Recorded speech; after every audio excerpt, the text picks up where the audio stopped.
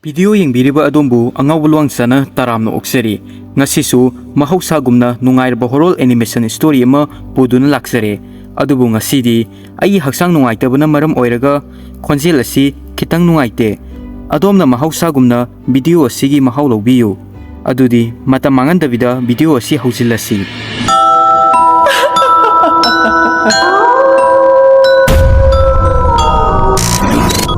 Kakura horror legend. Sahi Kuntra Suraba Raju gi Thainagi yum Uttar Pradesh ta laiba Mathura Sahar gi manakta laiba apikpa khungang Ratori ta lairami. Piingaidagi Raju gi mapana mahakpu Ratori khungang da amuk fawwa satlanlamde. Mapana Raju bu yamna sathiba mathong chadaba mafamduda satpa pamlamde. Adubu Raju mapunsigi oina amuktang oirabasu Ratori gi Thainagi yumdubu yengjaba pamlambi. Nongmadi magi business ki thabak satpa matamda Mana khali la ingai sida Ratori gi khungang dasu sangla age. Google Map tadi Ratori haiba khungang asi thiba phanglamde. Adubu Rajona mafam adaida laiba araiba misingda mafam adubu hanghangduna lakpada Ratori yauree. Matam adu numidang wairam gi pung 8 tabada ngairi. Adubu khungang adu mi amatu uramde. Rajona urami yum khudimakta thong ama panbagi mahut ani panba. Amana asawa thong, amana apikpa thong, aduga yum khudimaki apikpa thong asi hangtoaga thamlami. Rajogi makhura khungang asigi ariba yum amada laibani. Mana langfang chatabida yum duda direct salami. Yumgi asawa thong adu lolaga lai. Mana thong aduda phana thilabasu kana mapan tholakte. Kana amata mapan tholaktabuda Rajona thong masa adudagi yum manung changa ami. Aduga thong masa adusu manungdagi lonsilami. Manung changlaga magi makhuraga unarami. Mayam adu malakpadu ubada haraunarami. Manungi kada changlaga wari sanarami.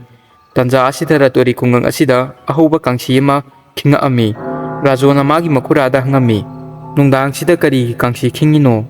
Aduga Ratori khungang asi pung 8 ta tabada ngairi ngasidagi mi isikchi isna kaigino hanglammi. Aduda magi makhurana hairami. Ratori gi khungang asi but ki sap ama lei. Kakura hariba but asigi sap. Nungdang wairam laibak pokpon numit khudingi 8 ka minute manga hek chapada kakura kawwa but ama lai. Magi damakta yumgi apikpa thong asi hangduna thammi. Aduga thong hangawdaba taragadi manungda laiba nupada kakura gi sap phanglammi. Sangol onbagi sap. Aduga adu numit tudai ma sibagi numit masing thiba hore. Aduga 16 suba numitta nupa adu sigani. Masita pada Rajona ningsangai. Mana lakpada mana apikpa thong adu lonsilambado. Mana yam thuna mapana chentokpada yam kanna Ratori khungangi clock town du khingakhi. Masina hainingabadi pung 8 ka minute 15 chapchana tare haibani. Athubada akanba nungsit silakhi. Aduga kang phanamna khongbagi makhon tarakhi. Adugi makhon aduda Rajogi makhuradi khange. Kakura adu khungang asida chatpa hore haibisi. Rajona magi arambadu losinaba yam thuna apikpa thong adu hangnaba chatli. Adubo pumnamak aremba tarami. Thong adugi mapanda kanano amana khongbagi makhon tarakhi. Aduga kanano amana kanna yumgi thong masa adu thinba hawraami. Thong adu thinbagi makhonduda magi makhura adudi khangle. Kakura adu moigi yumda lakle haibsi. Rajogi makhurana kaim tawba nangdringai apikpa thong adu masa matomda hangdorakhi. Rajo thong adu he hangdorakpa matamda mapanda leiriba adu ubada Rajo kiba hemanbana khanglaw-lawrakhi. Maramdi thong adugi mapanda mi ama leirambagi mahut hayingna yomlaba patpumlaba higok masugi khong masa amana paiduna leiramba thingnaki. Rajona kakuda mamangmaktada leiba adu uraga pakhatpana masa adu thak nikli. Kakuragi chawraba ngaksang nganglaba mamit ifa pharaba masam palapumlaba apikpa higok masugi haksang adu yamna yangna Rajogi manakta paisilaklammi. Aduga mahakpu yamna kanna thabada mafam aduda wakhal mangduna takhirami. Rajo mikap tholakpada khungi miyoi loinamak mabu koisinduna leiramba adu ukhi. Mana managanda yamna hinadaba amadi fauri. Mana makut adu managanda thamlaga yengbadadi managandu yamna chawna pomlamba adu thengnakhi.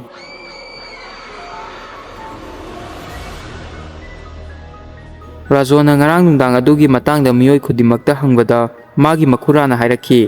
Karigumba mapana lam asibu thadoktuna Rajobu puduna chakrabasu mapana Rajona yum asida leitrabasu yum asidi Rajogini aduga mahakpusu Kakuragi sapangle aduna ngasidagi tharaga 13 suba numita Rajo asi suksoi soidana siragadi thawdok asi thokrabasu Ratorigi mi khunja amatana Rajogi mateng pangbiyo haiba yaramde Rajona masa adu kapna magi waraba matam asida magi marup Tanuspu call tawi Tanusna magi wari pumbatare aduga nini suba numita maiba amaga Ratori khungangda laami mafam asi yauraklaga Rajogi oiramliba fibam asi ubada Tanus ngakpana khamthengkhre Rajogi masa pumba asopana thalami managanda pomliba adusu hanadagi fanam chawkhatlami adubu mahakti masa adu pakhatna machinda sonduna lei Kakurana aibu soidana hatkragani Rajogi makurana maiba aduda hairami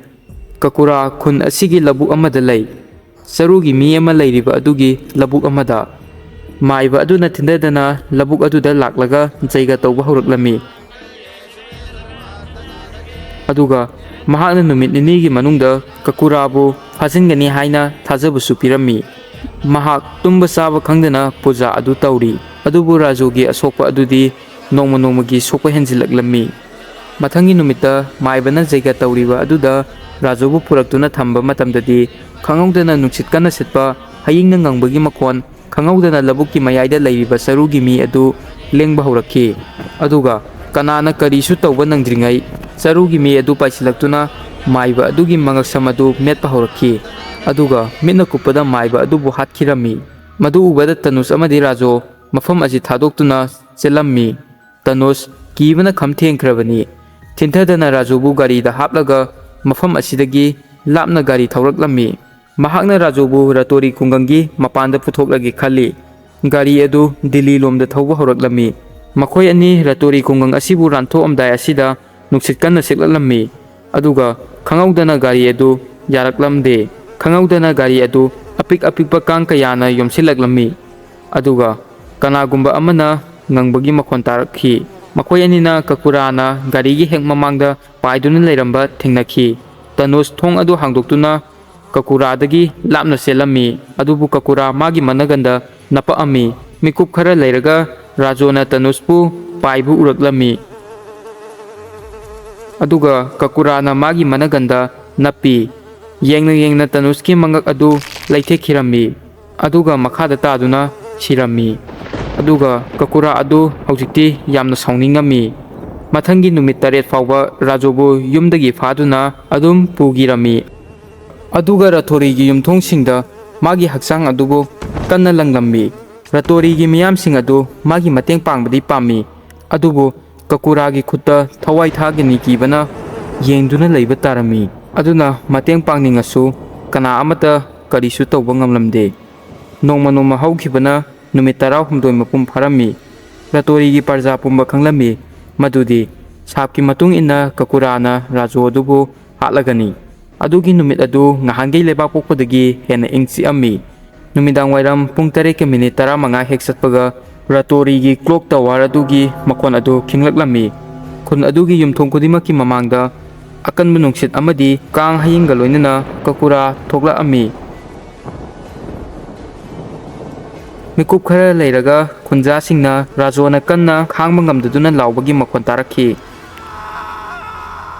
Rajo hawjikti malem asibu thadoktuna sakhre aduga Kakuragi saptai Ratorigi khunja ama magi mapunsi adubu thadokre numit khara leiraga amuka hanna Ratorida leiba sanisu aramba thabak asi tawrami matam jana Kakudagi damak thong hanglamde aduna Kakudagi sap mangonda tawrami adubu sanigi nupi Indira paranormal investor ghost hunter Victor bu Ratorida kaurami Kakudagi sa matam chupagi oina manghangadra natraga Victor Kakudabu hatokpa ngamgadra aduga sani mahusagumna normal oina hingba ngamgadra natraga Kakuda mahusagumna kanamta bulemna tharoidra aduga karigidamak Ratorida thong ani palibano Kakudana afattaba thabak asi karigidamak tawribano Kakuda asi tasengnamak afattaba thawai amara masi singse khangnabagidamukta yengbiyu Kakuda movie yam nungaiba horror comedy movie amani only on G5 stream now